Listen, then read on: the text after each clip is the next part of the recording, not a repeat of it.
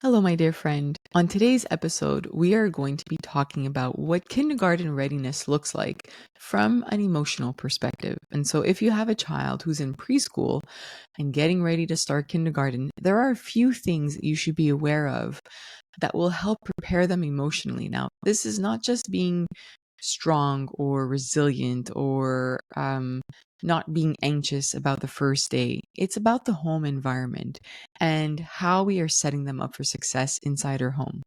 And so before we begin, I'd like to welcome you to the Reflective Parenting Podcast. My name is Cindy Hovington. I have a Ph.D. in neuroscience and I am a mom of 3. My goal through this podcast and my company, Curious Neuron, is to support parents because I feel that there's a lot out there that tells us parents how to parent, but nothing helps us, or not enough resources help us learn how to nurture our needs or help us build the skills we need to become self-aware and to learn how to regulate our emotions. And a huge part of knowing or learning how to cope with our emotions, how to cope with stress, is when we build self-awareness. When we are more aware of what's going on in our environment and what triggers us, or what we are more sensitive to, or what we struggle with, then things become a little bit more easy. We're not going to change what happens to us, but we're going to change how we perceive it, the lens, as you learned the last episode. By the way, for those of you who heard the last episode, I'm going to put the link in the show notes just in case you missed it. It was a huge hit inside the Reflective Parenting Club. So that is the membership that we have here at Curious Neuron. And parents there are building their self-awareness because education is not enough. I know that I've said it before here on the podcast, but education truly is not enough. You can keep reading books, you can keep listening to the podcast, but you will see a difference, a bigger difference, a quicker change in what you experience when you are meeting with us every single week. You are still taking a course on emotional intelligence that's helping you build your self-awareness. But in addition to that, you're meeting with me and other parents every single week.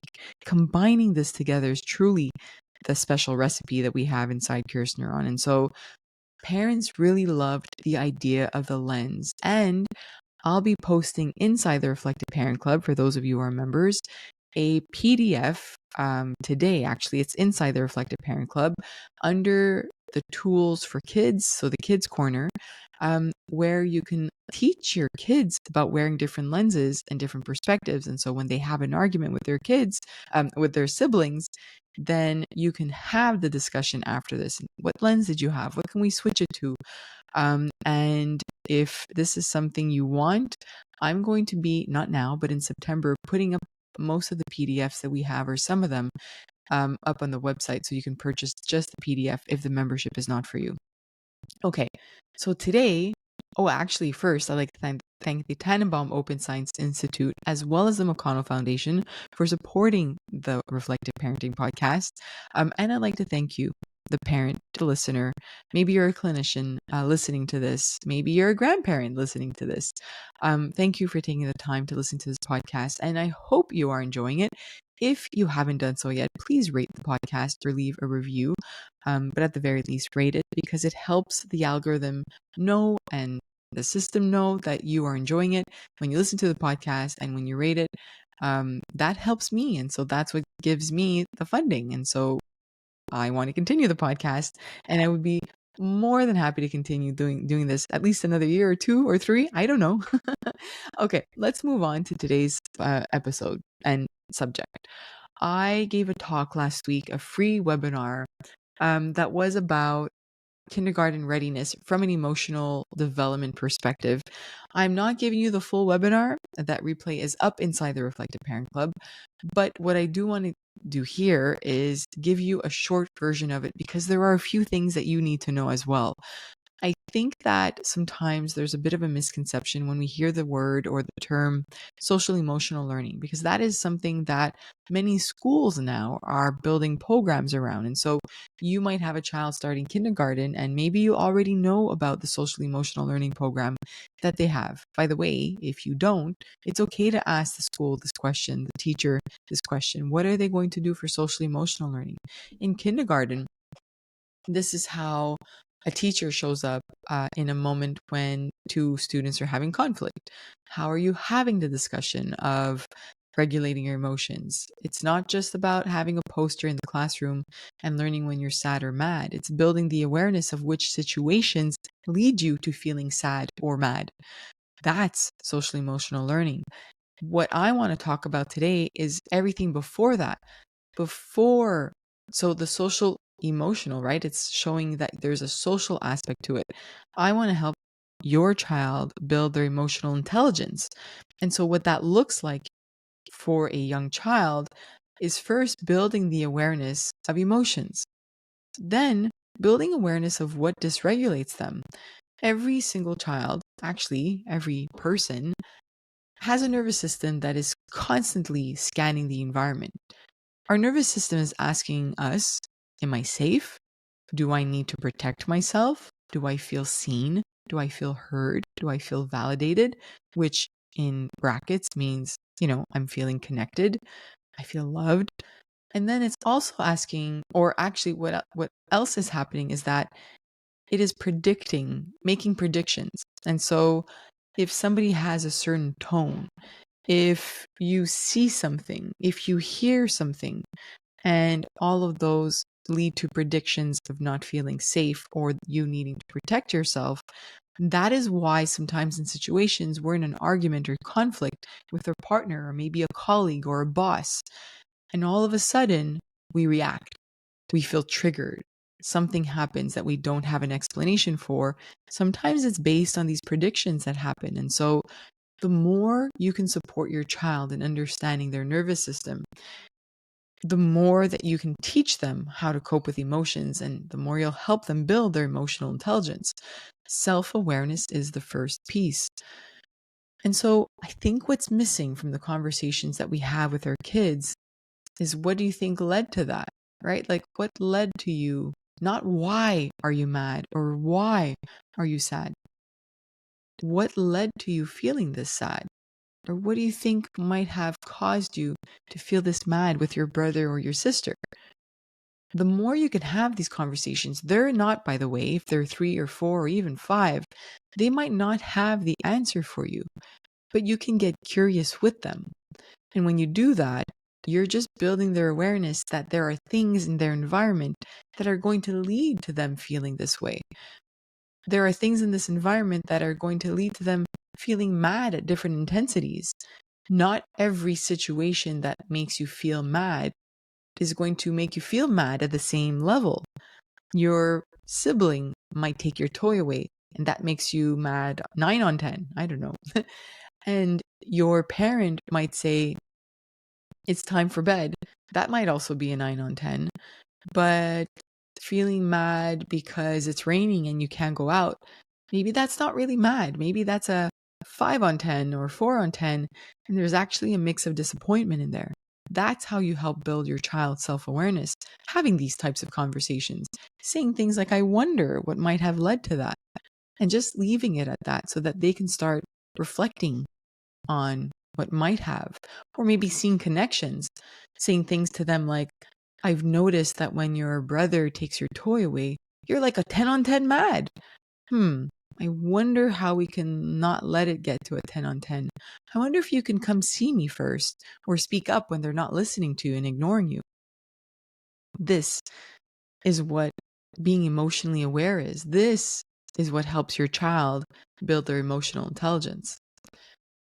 We also forget that there are so many little things that dysregulate our kids.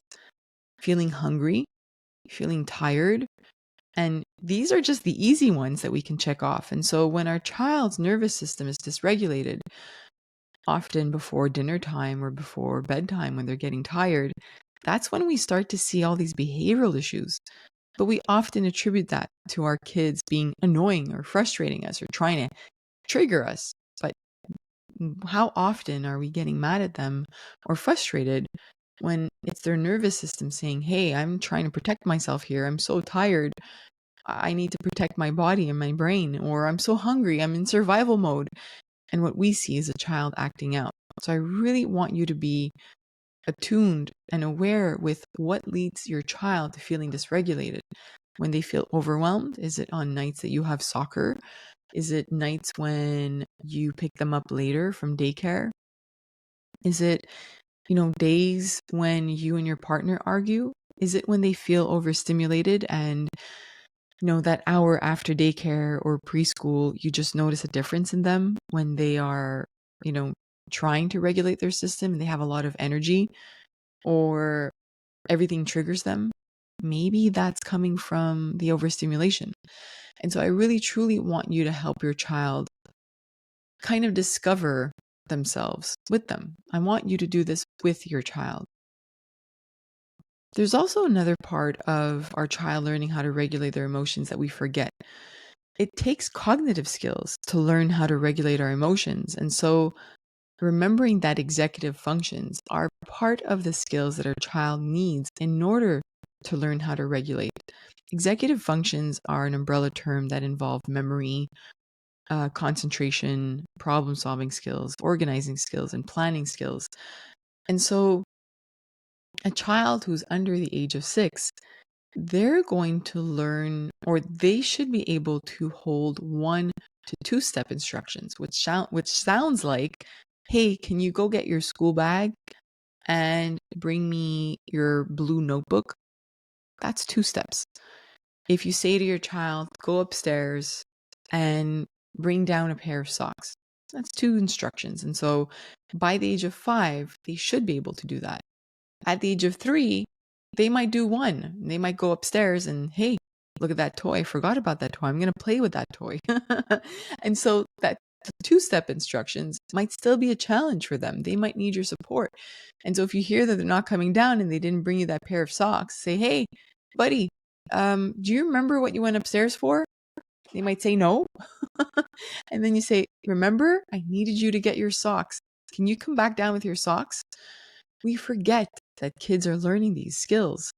Children for 3, 4, 5, 6 years old, maybe 6 less, but they are still impulsive. 3 definitely, 4 definitely, 5 still, yes, 6 less, but it's still there. They're still being impulsive.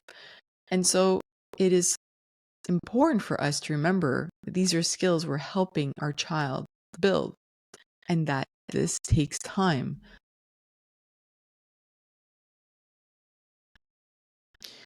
One thing that I think is also important for us to remember is that we sometimes have these unrealistic expectations for our kids.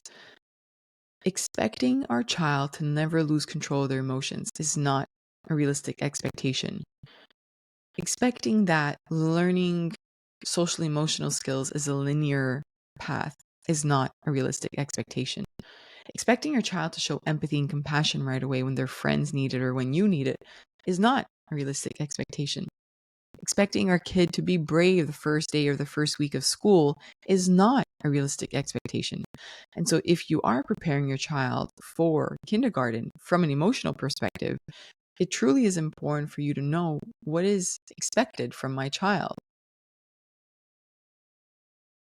Once you can support them and understand and help them understand their nervous system, what are the certain situations that they can be in that lead to them being impulsive? Maybe they didn't sleep well the night before. Maybe they need a nap. Maybe they get hungry and that's when they're more impulsive. You need to be the detective and to kind of take a little bit more notes, I guess, in a sense, right? Like noticing these things that are going to help them build their emotional intelligence. And part of that is when we take notes about ourselves, when we become our own personal detective and say, hey, I've noticed that when I'm tired, I can't regulate my emotions the same way. I know that it's not going to immediately change how you regulate your emotions, but just saying that out loud when it's like 4 p.m. and you're like, I'm tired. You can say that to your kid. You can say it out loud just for yourself, for self-awareness. Because you know that you're tired, you know that bedtime might be harder. Maybe you'll give yourself a little bit of grace. Or maybe you'll say, you know what?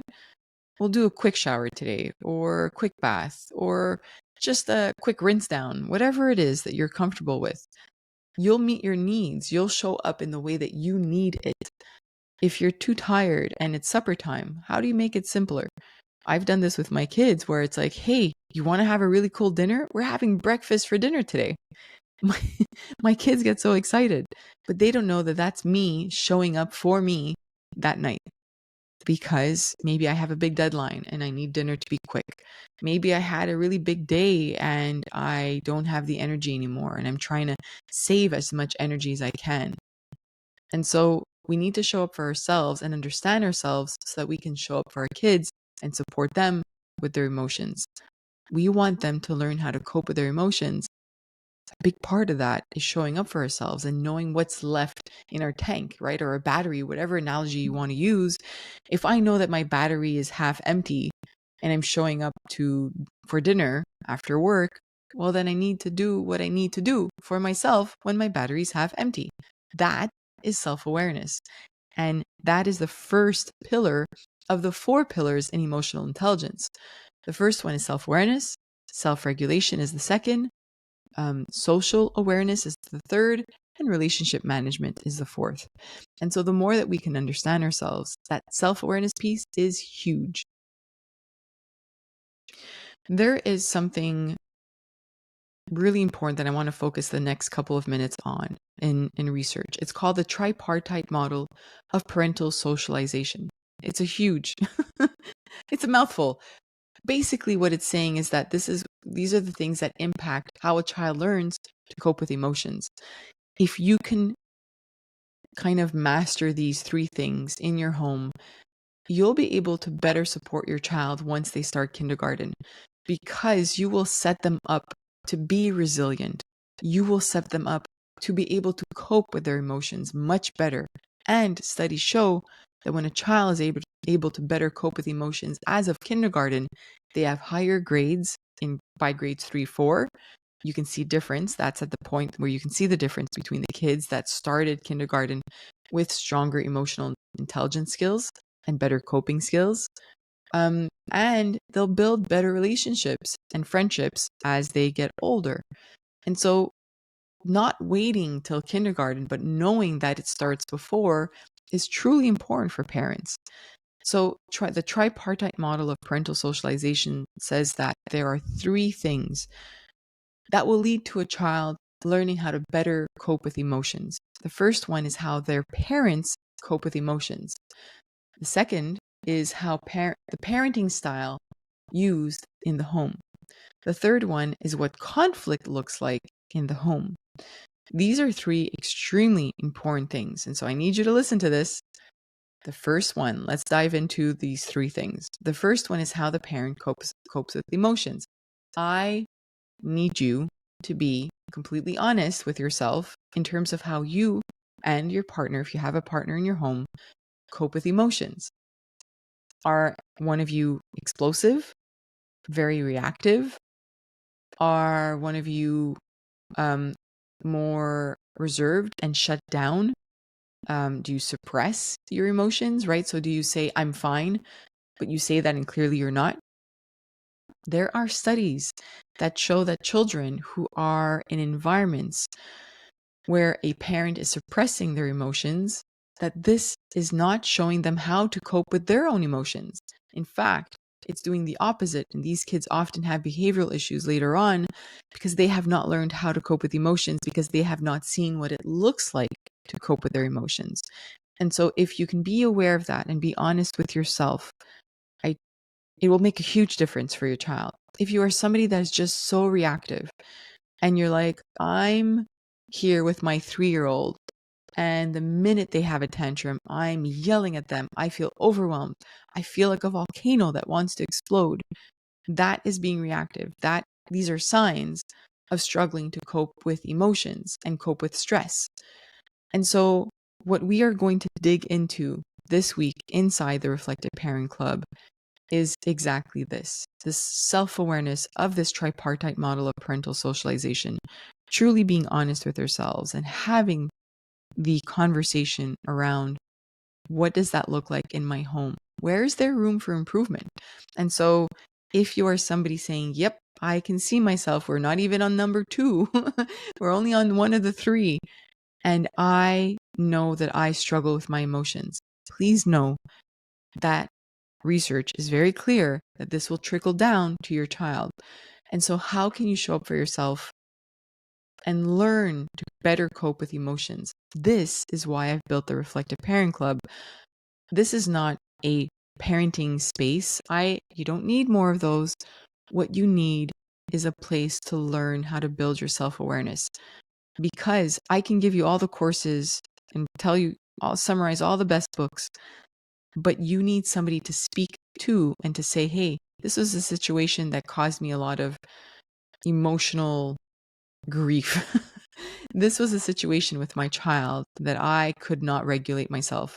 Or this is a situation I had with my partner that I really struggled with regulating myself. These are the kinds of conversations we have. And when you share it, I'm there to listen to you. And then I act as the mirror and I say, okay, which lens were you wearing? Or which perspective can we change that to? Or what else might have been going on there? What bigger story might be there? Or maybe you weren't regulated. What dysregulates you? It is so important to have that person to give that back to you and have other parents to say, hey, I've been through that. That's why the Reflective Parent Club is there. And I really want you to test it out. So the first week is on me. You can click the link in the show notes if you want to join us this week, Tuesday, 12 p.m. Eastern or 8 p.m. Eastern. You join when it is most appropriate to you. And that's Montreal time in case you're somewhere else in the world. We have people joining us from different parts of the world. And so for that, I will always be grateful. All right, so that's the first part of the tripartite model of parental socialization. The second part is parenting styles. If you are a parent that is using positive parenting or conscious parenting, whatever, I don't like having titles, but here's what you should be balancing. Are you balancing warmth and sensitivity, which means you're validating your child's emotions, not every single time, that's unrealistic, but on average, you are showing up for your child and saying, I see that that's making you really upset. And you're like your child's emotional coach, which means, by the way, going back to number one, if you struggle with number one in terms of how to show up for yourself, then it will be much harder for you to show up as your child's emotional coach. And you will see behavioral issues as a consequence because coping with emotions is really hard. And that comes out as behavior for your child. And so that second part, for the parenting style, you are your child's emotional coach. You are showing up with warmth and sensitivity. And warmth and sensitivity is not allowing your child to say whatever they want. It doesn't mean that you're not setting boundaries, because that's the important part, the second part of parenting styles. Warmth and sensitivity plus limits and boundaries. And so you're setting boundaries, you're staying firm on that. No matter how much your child hates you, you're saying no to that ice cream before bed. And you're explaining why. You're not just saying no because I'm the parent. You're saying, I get it. You're upset. You're frustrated. I know that you want it. But my answer stays no. It's still no because it's bedtime. And, maybe we can have ice cream tomorrow. But for now, it is bedtime. Let's lie down in bed and be disappointed together. That is the parenting style, and having consistency within the home. If you are a parent, and we covered this in a past podcast episode, that is extremely strict without the warmth and sensitivity. And then you might have your partner who is not strict at all. And in fact, they're probably more permissive. That is really hard for a child. There's an imbalance there. And you might see some behavioral issues, again, if there isn't that balance in the home. And so it truly is important for you to not shame your partner into parenting in the same way as you, but to find where the balance is. If your partner is better at being the strict one, how can you be more nurturing while letting them take over when it's time for boundaries, but you not being permissive, just showing up with the warmth and sensitivity and being that child's emotional coach, and your partner shows up setting those limits and boundaries. You've got to speak to each other and have a conversation to know how to balance this properly. This brings me to the third and final point for today's conversation. What is important and what will set up your child for success when it comes to starting kindergarten is how you have conflict with your partner. And so if you're having conflict with your partner in a way that isn't healthy, if you're shaming, belittling your partner, name calling, not repairing after you've had conflict. Your child is learning from this. And although you might say, yeah, but they're not in relationships, they don't, how is this going to impact them? You or your partner being this way in conflict means that you are not coping with your emotions. It means that one or more parties are dysregulated. Maybe one party is shut down. Maybe one party is reacting. And so your child is seeing what emotion dysregulation looks like in conflict. And they're not seeing one of the partners in this conflict regulating the situation. They're not seeing one take over, being emotionally intelligent, saying, hey, hold on, whoo, that's not what I meant. Let's take a break here. They're not seeing that. They're not hearing what that sounds like. They're not hearing what validation sounds like. And so that is why these three aspects, I know this is probably not what you were expecting in terms of a podcast episode about how to prepare your child emotionally for kindergarten. We're going to get into the supporting them if they're nervous. But more than that, supporting them on that first day or first week of kindergarten will be so much easier if you've done these three things in your home for the past 2-3 years. Or if you're hearing about this now and they're starting kindergarten soon, it's not too late. You're going to have a conversation, or you're going to have a conversation with your partner if you want to change what this looks like. And so I really encourage you to share this episode with your partner if you want to start the conversation. I really encourage you to share this conversation or share this podcast episode with a friend or a family member that you know has a child that will start kindergarten soon. Maybe even if it's in 2-3 years, if they're at least 3 years old, it is the right time to start doing this inside your home, to build that emotionally intelligent home so that by the time your child starts kindergarten, you can say, we are ready for this as a family. We are ready to go because we are an emotionally intelligent and strong family. That builds resilience. And so things will be much easier for your child. Okay, let's dive into a study before we end this conversation. There was a study in 2024 by Fife and colleagues in the Early Childhood Education Journal. And according to this study, school readiness, so school readiness being ready for kindergarten, there were three important parts to this. The first one was a child being curious about the world around them, being capable of driving their learning and exploring their interests. I didn't talk about ABCs yet. Let's see if it shows up. I didn't talk about early reading skills. Let's see if it shows up. So the first one is about being curious. Is your child able to be curious about the world around them? These were the three most important things, according to the study, for school readiness. The second one was being fluent in emotional intelligence and adept at modifying their actions. So being cognitively flexible. So being fluent in emotional intelligence is everything we just spoke about. Are they able to recognize their triggers? Do they know how to ask for help? So if your child, knows that certain situations trigger them, are they going to go speak up and ask the teacher for help? Are they going to set their boundary and put their hand up and ask somebody to get out of their body boundary, their body bubble? Those are books by Janine Sanders that I personally love. She's been one of our guests inside the Reflective Parent Club. It is so important to teach your child all of these things. That is part of being emotionally intelligent, and they learn it from the home. The third thing that came out of this study was confidence in relationship building. So are they able to make connections with peers? Now, this might be a tricky one because maybe your child has never been to daycare or preschool, and kindergarten is going to be the first time that they learn how to build relationships. That's okay. But just know this is something that you can support them with. Maybe they're in sports and they're building a friendship and somebody said something to them and you're supporting them in what that looks like, how to show up. Maybe you're at the playground and a kid seems really kind and they want to be friends with them. Don't just say, go be friends. Don't just say, go say hi. Say, what do you think we can do to get that child to play with you? What do you think you can say to them? I always tell my 3 kids, best way to make a friend is to give them a compliment and make them feel good. And so if somebody, but always be honest, right? So if somebody's wearing a really cool pair of sneakers, or that kid has a really cool t-shirt and it's a t-shirt of a TV show that you like or a character that you love, say it. You can say, hey, that's a really cool Avengers t-shirt. I love the Avengers. I love Thor. I don't know. Don't laugh at me. Is Thor an Avenger?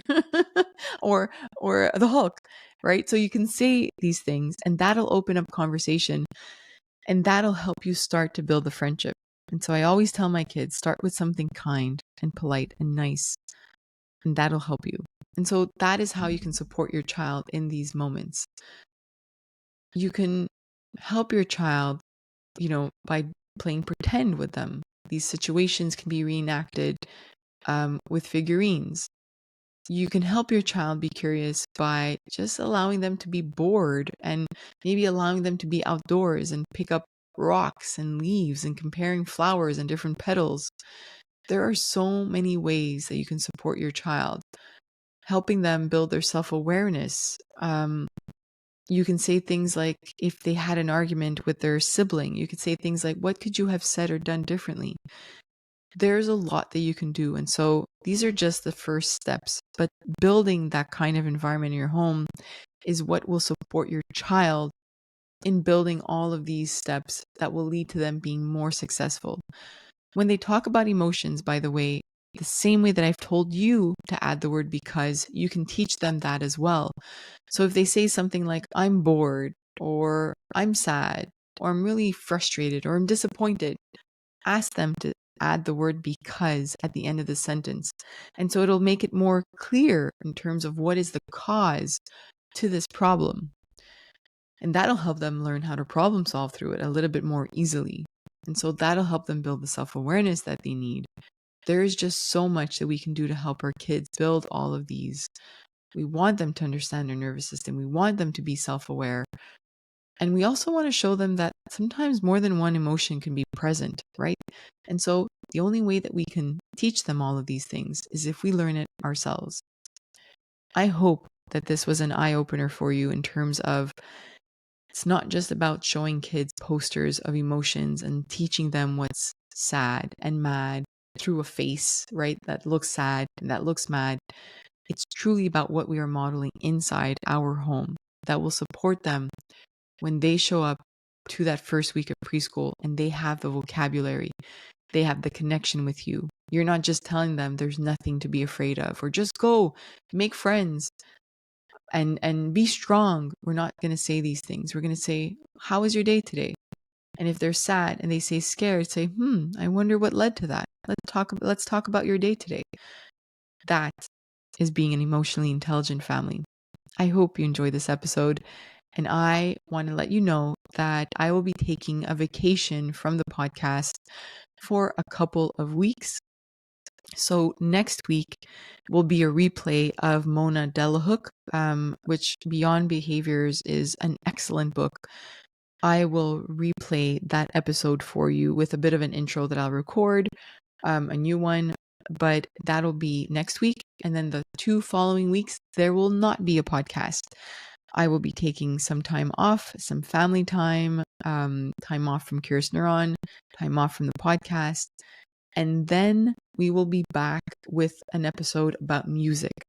I can't wait to share this episode about music with you and how music is so supportive of our well-being and our mental health. And then we'll be back in business in September with some solo episodes, with some interviews are coming back, and all of that. And so I hope you've been having a lovely summer, and that you enjoy the last few weeks of this summer. Don't forget that if you are a parent that's like, saying, this is something I need to start working on. I've been listening to this podcast. I've been reading books. I still struggle to regulate my emotions. Come try the Reflective Parent Club. Come join me. Even though I'm taking time off from the podcast and other things, I will be there inside the Reflective Parent Club every week, every Tuesday, because it matters so much to me and to the parents. And I hope I get to see you there. All right. Have a wonderful and beautiful week. I'll see you next Monday. Bye.